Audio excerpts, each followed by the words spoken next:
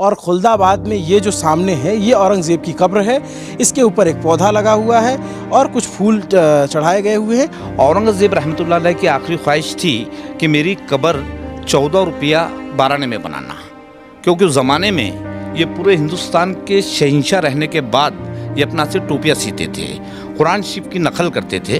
तो कुरान शरीफ की लिखाई का इनके पास 350 रुपया बैलेंस था, लेकिन इन्होंने कहा था कि वो 350 रुपया भी मेरी कब्र में नहीं लगाना, क्योंकि हो सकता कि भाई मैं भी एक इंसान हूँ, मुझसे कुरान लिखने में अगर कुछ गलती हुआ होगा तो इसका जवाब अल्लाह ताला के पास देना पड़ेगा।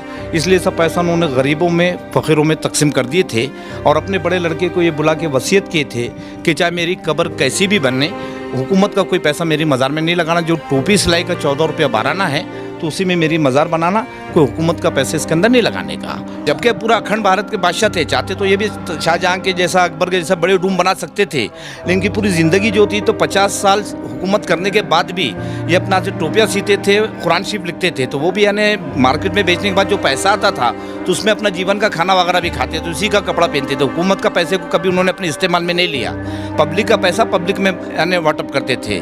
और मरते समय भी उनकी वसीयत थी कि वही पैसे में मेरी कब्र बनाना, कोई हुकूमत का पैसा मेरी कब्र में नहीं लगाना। असली हिस्ट्री इसका अगर उठा के देखेंगे कि इनके मामले क्या है तो खुद समझ में आ जाएंगे कि औरंगज़ेब क्या है। दूध का दूध, पानी का पानी समझ में आ जाता है।